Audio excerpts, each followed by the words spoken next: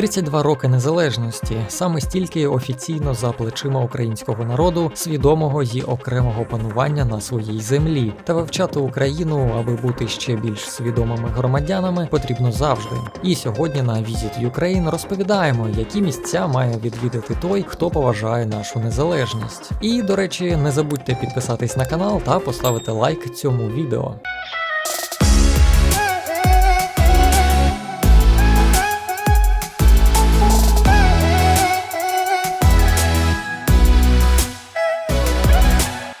Розпочнемо із серця нашої країни – Києва. Тут бере початок наша держава, адже саме на цих землях колись розкинулась славетна Київська Русь. Можна довго гуглити та читати книжки, аби дізнатися, як було раніше, а можна просто там побувати. Для цього не потрібно шукати машину часу. Просто обрати звичайну і проїхати на ній 34 кілометри від столиці у парк Київська Русь. Це не просто бутафорне відтворення стародавніх локацій, це справжнє спорудження давньої величної столиці у реальному масштабі. Тут атмосфера Київської Русі передається не лише через споруди, навіть ландшафт та рослинність обрано відповідно до тисячолітнього міста. У парку Київська Русь є музей просто неба, а на вихідні проводять лицарські турніри та кінні шоу. Можна спробувати стародавні ремесла, піднятись на оборонну стіну та навіть заночувати в одній із веж.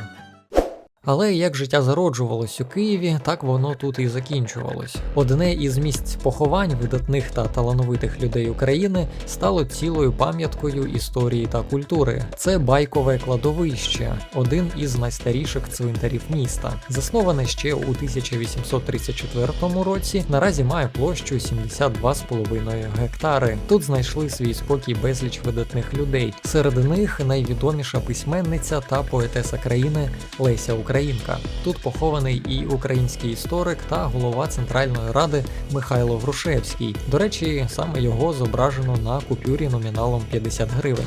Також тут є і свіжі поховання, наприклад, видатного українського актора Богдана Ступки та першого президента України Леоніда Кравчука. Заможні родичі загиблих, поціновувачі таланту та діяльності померлих не шкодували грошей, тому кладовище переповнене монументами та скульптурами. Звісно, у Києві є ще безліч вагомих історичних місць, але як щодо інших міст?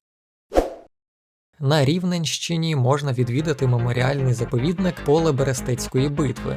Для того, щоб оцінити його важливість, треба трошки згадати історію. Дійові особи – гетьман Богдан Хмельницький, козаки, селяни та татари, що об'єдналися проти польського королівського війська. Битва між 100-тисячними військами тривала майже 2 тижні і закінчилася поразкою козаків. Та попри це, історії про мужність, яку проявили наші воїни, залишились і до сьогодні. Це було проголошенням волі козаків бути незалежними. До речі, десь через рік козаки все ж таки розгромили польське військо. На полі Берестецької битви знайдені близько 5000 предметів та речей, яким понад 350 років. Серед них і козацька зброя 16 століття, на яку можна подивитися у тутешньому музеї.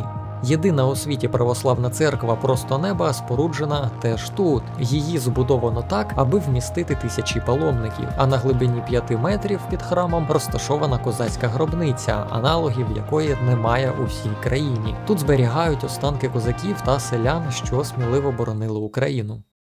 А ось наступне місце у Черкаській області прихистило не одне покоління українців. Це лісовий масив Холодний Яр. Це справжній джекпот історії України. Тут знайдено пам'ятки усіх археологічних культур, наприклад, трипільців та скіфів, що мешкали на наших землях ще до нашої ери. Саме тут у 18 столітті розпочалося найбільше повстання проти польської шляхти Коліївщина. У 20 столітті діяла Холодноярська республіка, об'єднання проти більшовиків, а під час Другої світової у лісах локалізувалась дивізія Української повстанської армії.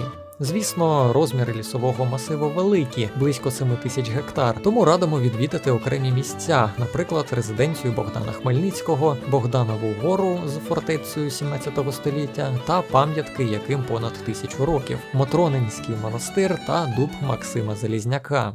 Пропонуємо вам ще більше цікавих та детально спланованих подорожей. Понад 200 різноманітних турів різними регіонами України ви можете замовити на сайті Visit Ukraine Today. Ми створили велику базу унікальних турів, як індивідуальних, так і групових, які закохають вас у кожен куточок країни. Обирайте тур на свій смак та вирушайте в подорож Україною разом з нами.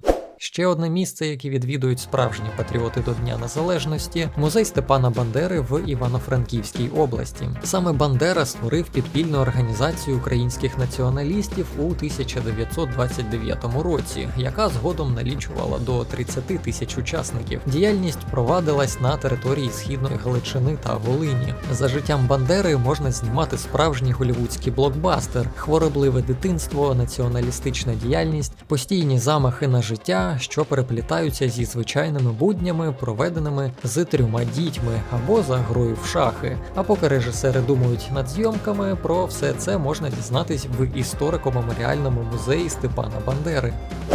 І хоча Україна незалежна вже понад 30 років, та відстояти своє право на це довелось ще раз під час Революції Гідності у 2014-му. Тодішній президент Віктор Янукович всіляко намагався наблизити Україну до Росії, тоді як сотні тисяч людей вийшли на вулицю, аби висловити свій протест та бажання рухатись до Європи. 94 дні українці відмовлялись йти з вулиць і висували свої умови уряду, що діяв проти інтересів громадян. Майдан Незалежності та Алея Героїв Небесної Сотні – саме сюди можна прийти, аби вшанувати героїчні вчинки простих громадян, які відстояли свою свободу вибору та завдяки яким ми маємо кращу Україну сьогодні. Як бачимо, Україна пройшла довгий шлях до своєї незалежності, але незмінним завжди було одне – наша воля до самостійності та процвітання української держави. Ми отримали свою суверенність і вже нікому і ніколи її не віддамо. Сподіваємось, відео було цікавим. Якщо так, діліться ним з друзями та ставте вподобайки. Зустрінемось у наступних відео від Visit Ukraine. Слава Україні!